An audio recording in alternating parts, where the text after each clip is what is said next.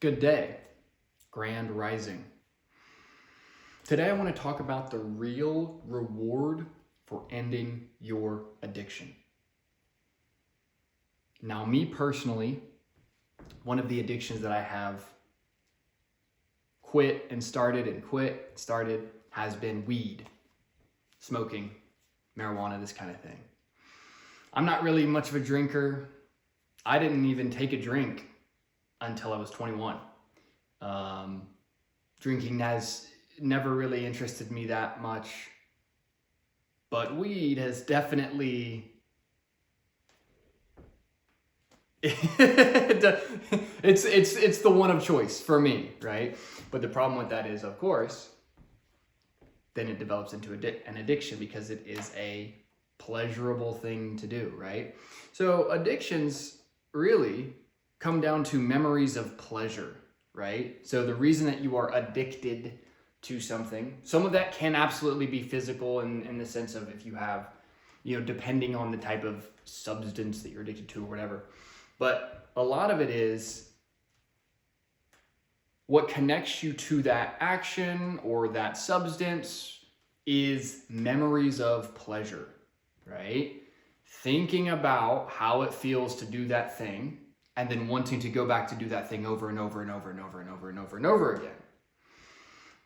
And so this kind of gets into that whole piece where, sure, it's not that you can't have a glass of wine or have a smoke here and there or whatever, but the problem is when it starts to take a hold of your life, when it starts to become this constant thing that you are thinking about that is taking you from the present moment. And the real problem with addiction, yes, there's other elements where it destroys your life and these sorts of things, but the first and most fundamental thing it is doing that is destructive to you is splitting your mind. It's taking you away from the present moment. It is splitting your mind. This is why any sort of addiction always ends up having addictions always end up conflicting with relationships. Why? Well, let's say you're in a relationship, you're with somebody that's important to you, and you're trying to be present with them. You're trying to enjoy their company. You're trying to be with them. But if you have an out of control addiction, then what's happening in your mind? You're thinking, oh, I gotta go smoke. Oh, I gotta go have a drink. Oh man, I gotta go finish that level of that video game. Oh, I just gotta, get some more sweet. Whatever that addiction is, whatever that thing that is magnetically pulling you in that direction, right? That substance, you are now thinking about that and obsessing about that and making that a part of your mental reality that is splitting you from the present moment and is splitting you from giving your full and direct attention to the person in front of you that is important to you. This is why there's always this relationship between addictions and relationships and back and forth. Not just because somebody is doing a substance that is harmful or pleasurable to them, but it is because it starts to degrade relationships around you because you were essentially surviving interactions to go and then do your addiction, to go and then do your substance.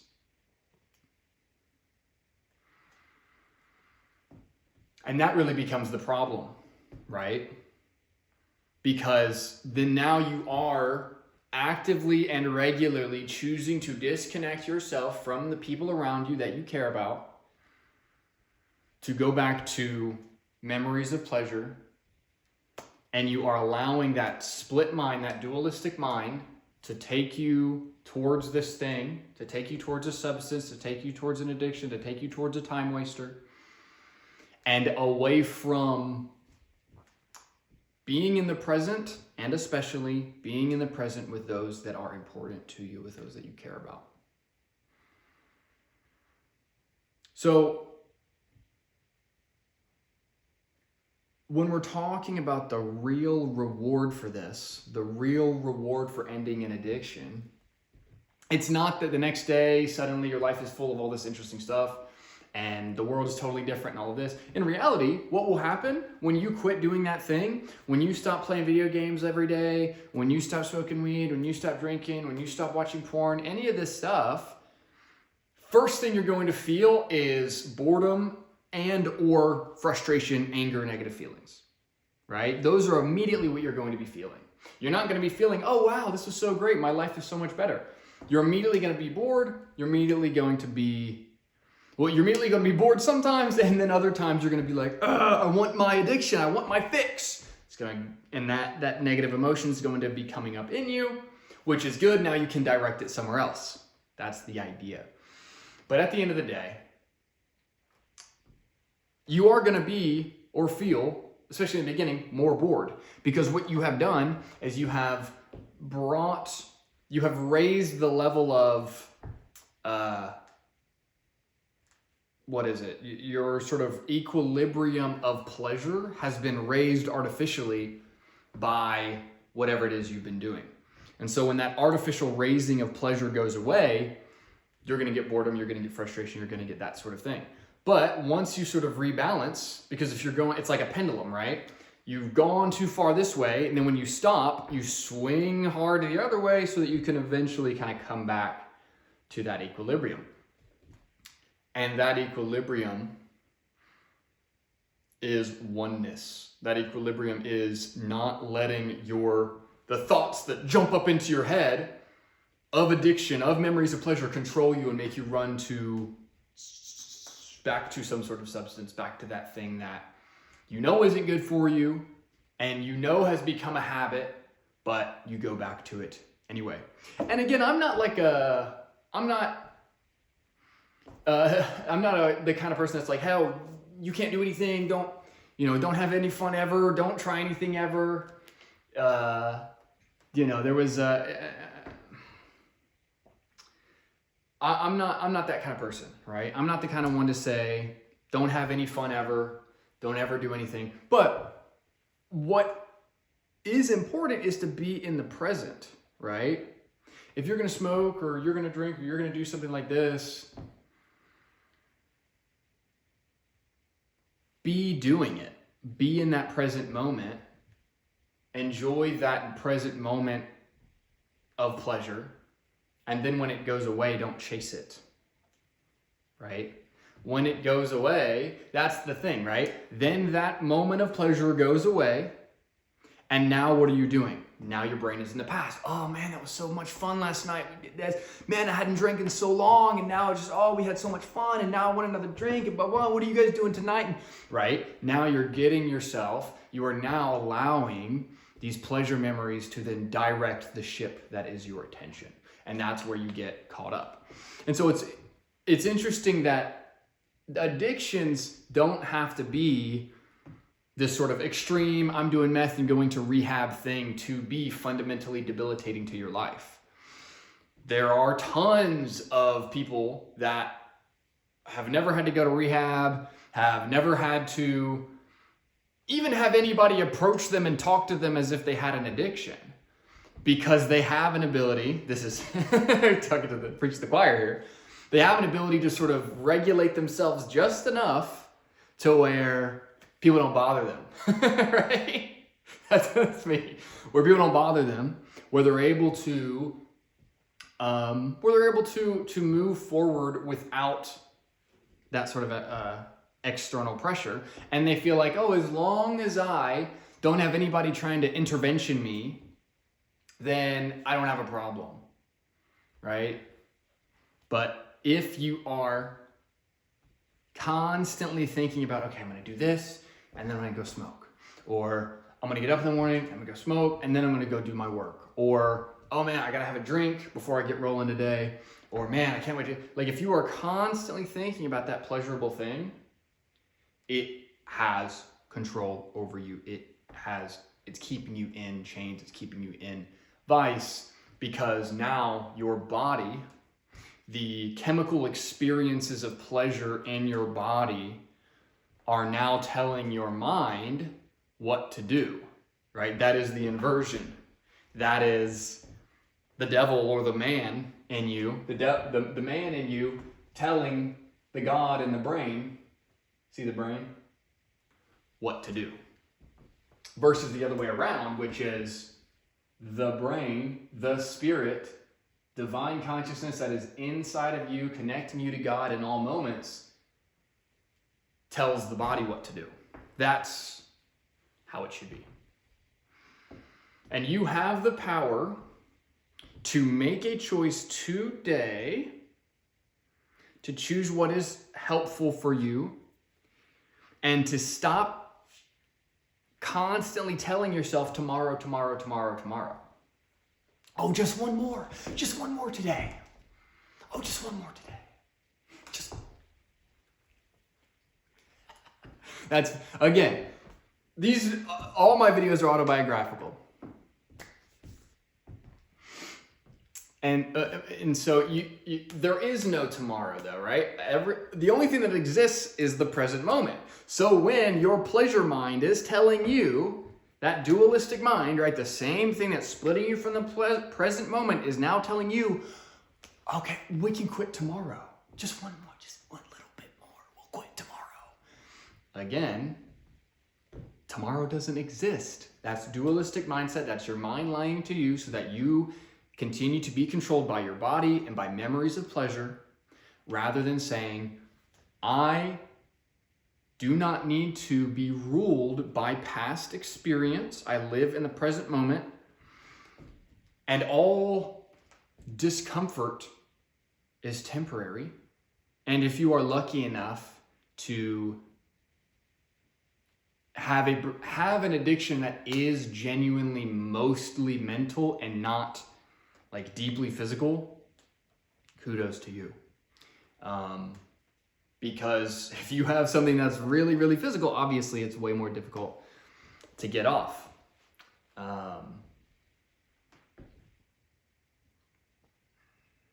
So I'll tell you guys a little bit of a story here.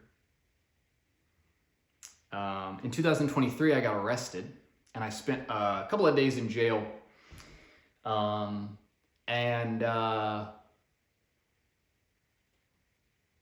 When I was in jail, I remember entering into my dorm cell for the first time. It was like an 8-person cell, 8 bunks with like a big metal table, like 8 stools around it. And when I walked into this room, there was a few guys, I think it was like 4 guys when I walked in. I was the 5th coming in, and it's just disgusting. All this trash on the table, guys kind of sitting around, and there was one guy in the back of the dorm cell that was on his cot, and he was just kind of all curled up, this kind of thing. And I was like, don't know what his deal is. Then I went back to the dorm cell. In the back of the cell, there was like the toilet. You have kind of your cement wall here. And I turned to look at this toilet, and it is just absolutely disgusting. It's just like covered in puke and feces, and it is just gross. And I'm sitting there looking at this like, okay, well, I guess I will be holding it. So I go back, find my bunk. I'm sitting on my bunk. 10, 15 minutes goes by. Guy on the cot in the back rolls out of bed, brings himself over to the toilet, and just pukes his guts out. Just guttural and horrifying. Like shivers down your spine, kind of throat, and I'm puking. I was like, oh, disgusting. Well, as the evening went forward, every half hour to an hour, this was his cycle. He would be laying down, curled up, not looking good, would get up, throw up, lay back down. All through the night, 3 a.m., 4 a.m. Obviously, my first night in jail ever. I'm not getting any sleep, really. And so I'm just kind of listening to this guy as he goes and throws up, and lays back down, goes, throws up, lays back down, and back and forth. Eventually, the morning came, and cops tell him he's getting out. He's going to get a ticket, and I think he was in there for like identity theft or who knows. but he's going to get a ticket and get out. And when they told him over the intercom that he is getting out, he came to life. And he kind of sort of gets up. He's like, oh, thank God. He's like grabbing his stuff, kind of getting himself ready. And once he kind of came alive that morning, I started talking to him. And I was like, what's going on, man? And he's like, man, I'm withdrawing from fentanyl.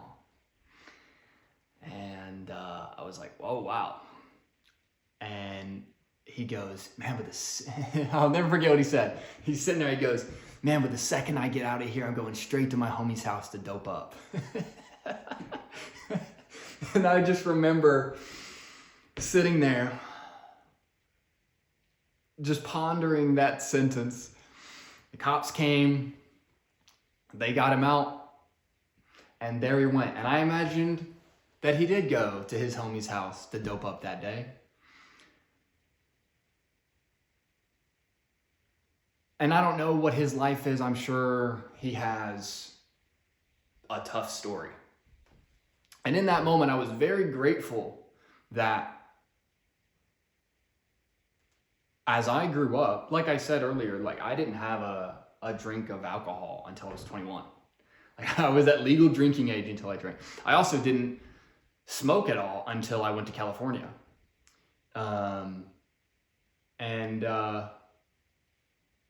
I am very happy that I had a certain shroud of protection over me in that sense.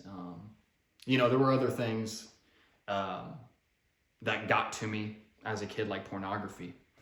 But those two, alcohol, weed, that kind of thing, or any harder drugs like fentanyl, like heroin, like meth, like these other stuff, I was very happy that I did not grow up in an ecosystem full of these things. And I think that now that I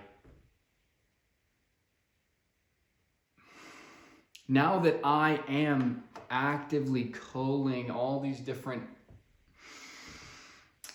addictions or ways of being that don't serve me, or what people, even like meat, I've been cutting out. And I'm very happy that I didn't have to be in that situation, that I don't have to be the one that has to struggle with some of these stronger or darker addictions. And I'm also very happy that I was fortunate enough to not get connected to some of these substances when I was in middle school and high school, which is where a lot of it starts for a lot of people who they just have, it's just everywhere in schools and all this stuff.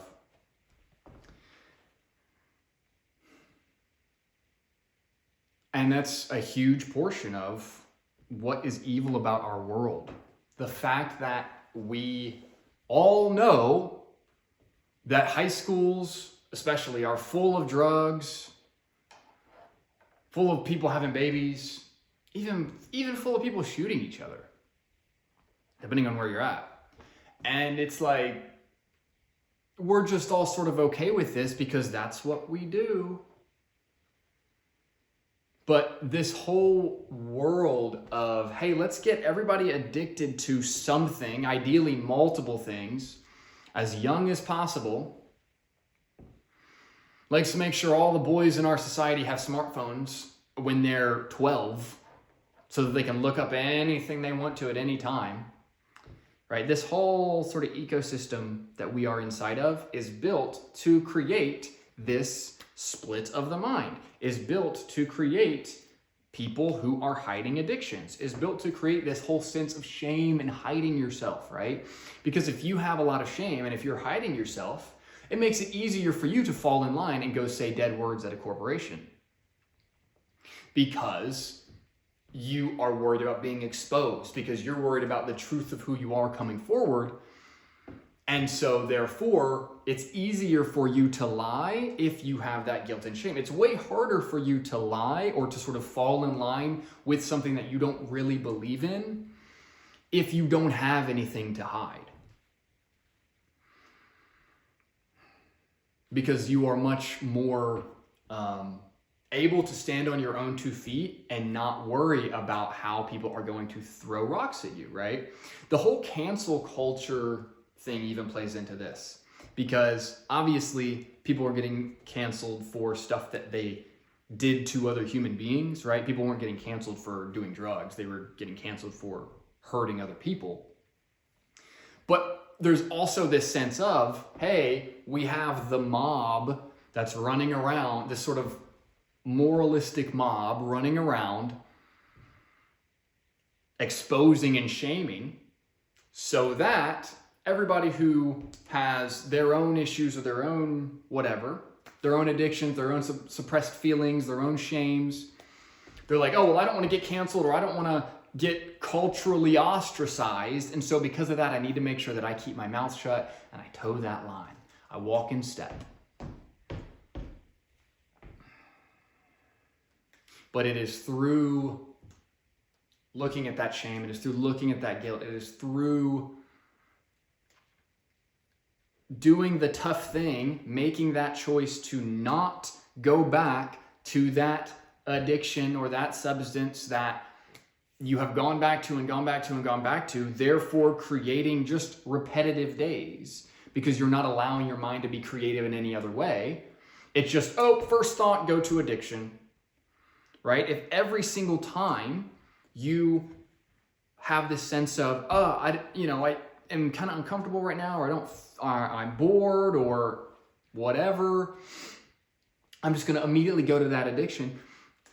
That feeling of like kind of some discomfort, right? You can actually use that to be creative, or you can use that to do something different or go somewhere different, to see something interesting, all of this stuff. You can actually make a unique choice every single time you feel that boredom and that discomfort. But if you're not making that unique choice every single time, if you're going over and over and over again back to the same thing, well, what are you going to get? You're going to get the same results. Everything's going to be just like it was yesterday and just like it was the day before. And if you are struggling in cycles, well, that's how it's going to continue, right? You don't actually break out of the loop by working really hard. That's something that I have also done over and over, is like, oh, rather than actually culling an addiction, I'm going to start other new good habits that offset this bad thing that I'm doing, right? And so as long as I'm hitting the gym, as long as I'm working really hard, as long as I'm doing the sauna, as long as I'm whatever, that outward force good habit, then I can look at that and say, cool, I did what I needed to do. Now I have earned smoking. Now I have earned the bad habit that keeps me in stasis. Because ultimately, you didn't start the new habit to do the new habit. You started the new good habit as a way of justifying the continuation of your bad habit. Preaching to the choir. And so it's just another way of beating around the bush and not dealing with the core problem, which is, hey, today I'm going to make the choice to not do this. Tomorrow's choices can be tomorrow's choices. But today, in the present, I'm going to say no. And then when tomorrow comes and it becomes today, then I can say no again. I can say no, I can say no, I can say no.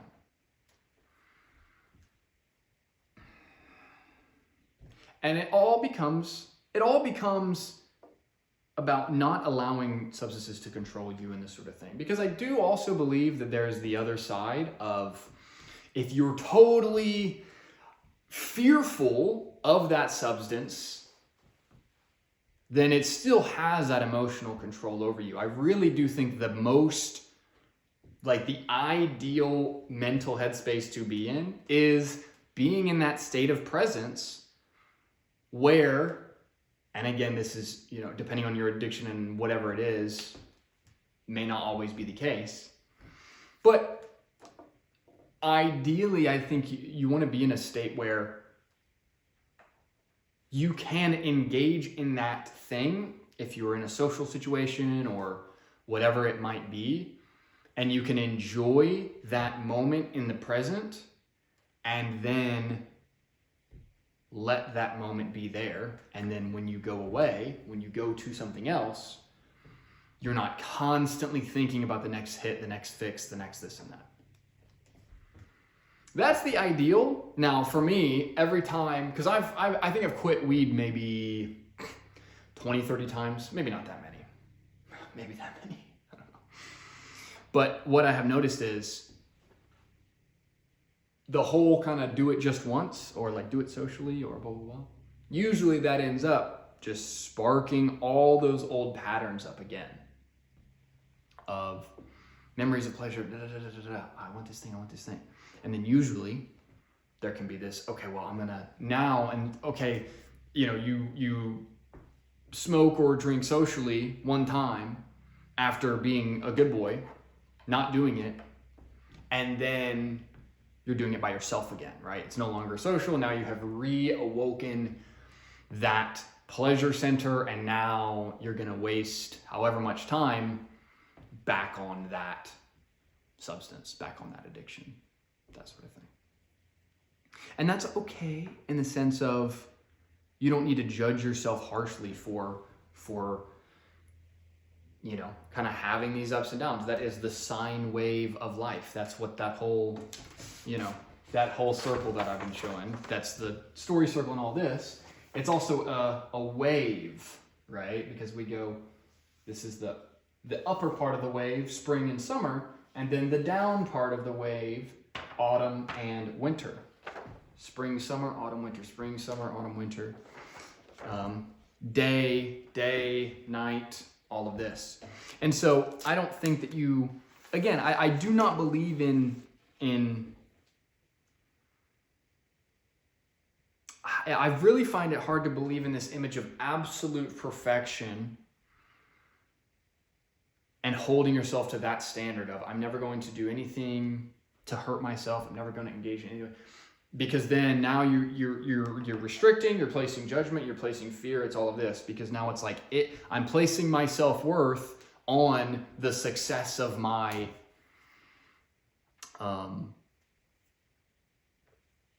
quitting, rehabilitation, whatever you want to call it, right? I'm placing my self-worth on that. And if I lose that, then my self-worth is taken from me, because I told myself that if I broke this habit, or if I stumbled, or whatever you want to call it, now I'm worthless. And what does that do? Well, it just sends you deeper into that and deeper into that addiction, right?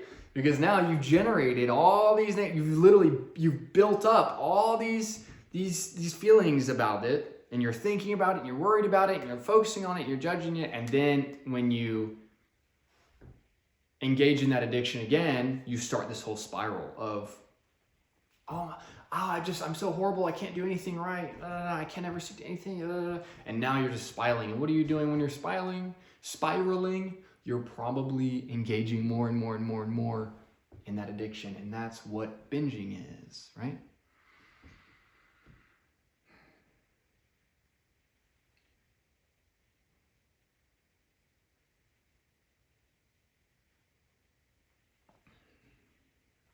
I heard something very beautiful recently about this topic, and that is, to go without is to go within. To go without that substance, to go without that addiction, is to go within yourself and to look at what you're feeling, and to find a way to direct that body energy, your feelings, into something else, or simply to just let that feeling pass, because the feeling does not have to control you. It does not have to force you into action. That's the body controlling the mind rather than the mind controlling the body. You do not have to allow the body to force your mind into action. You want it to be the other way around. And again, there's always this push and pull. Because you are a body, you're always going to have the body. It's always going to want things. It's always going to be there pulling on you. And I don't think that's necessarily evil. It doesn't make your body evil, as some people say. But there's a lot of evil aspects within that, right? It can be considered that lower self, or that devil inside of you, right? that just wants an immediate pleasure now and isn't considering the bigger picture like your mind can.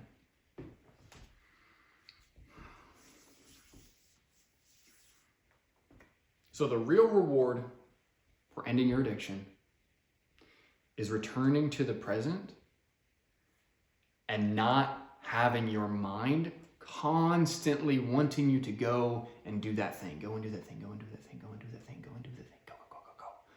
Because when you are carrying around that spirit, you are taken away from the person in front of you, the situation in front of you, whatever that task at hand is in front of you.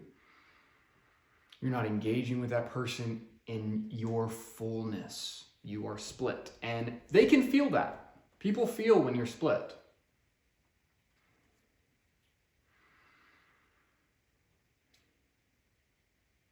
Don't live split. Don't allow that constant running, anxious mind to run your days. Don't allow that, because when you feed that addiction, you probably notice that your thoughts end up getting worse. It doesn't make them better. It might make them better for a moment, but then the second the feeling fades, all your thoughts come back, and a lot of the thoughts are, go do it again, go do it again, go do it again. So your mind is not free. Your mind is not free to be truly creative because you are a slave to addiction. And that's what we're trying to stop. And remember, you don't have to think about what's going to happen tomorrow. You don't have to think about any of that. Just make the right choice for yourself today. Whatever you have in your house, and this is a key thing too, is make a physical choice.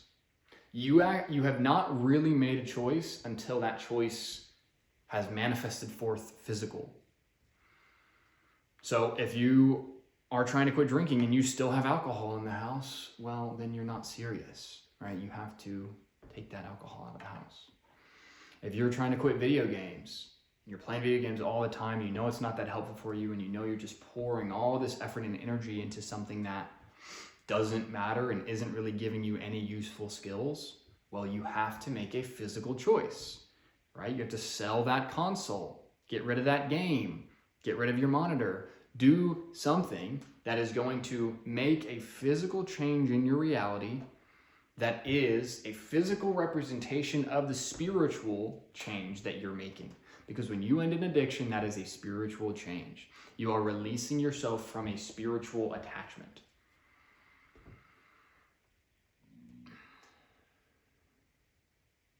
And so, if you're serious, show yourself that you're serious. Make it your little ritual. Make it your ritual, the ritual of ending this addiction. You go around your house, you find all the things and the pieces that remind you of that addiction, that feed that addiction. You gather them up together, you throw them away, you do something with them.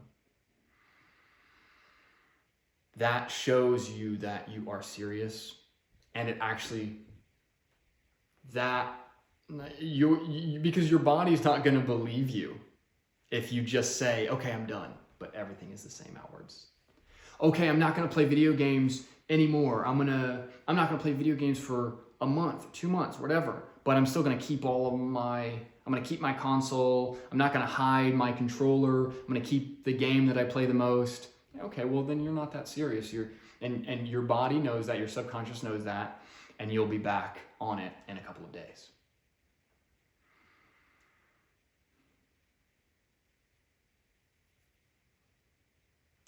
So,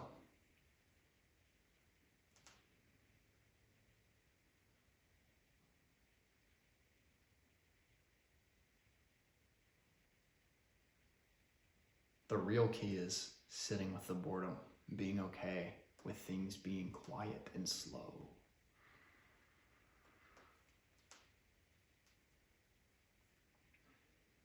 That's been my lesson.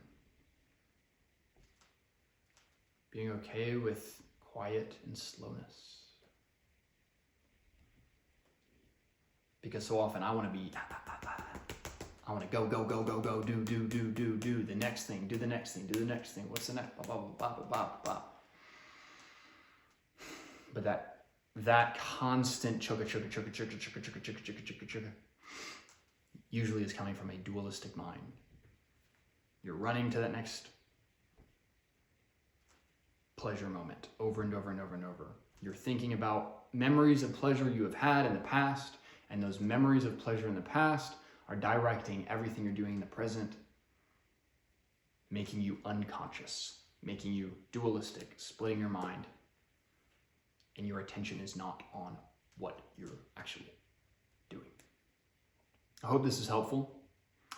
If you have a screenplay you'd like me to read, short, TV, or feature, linked below.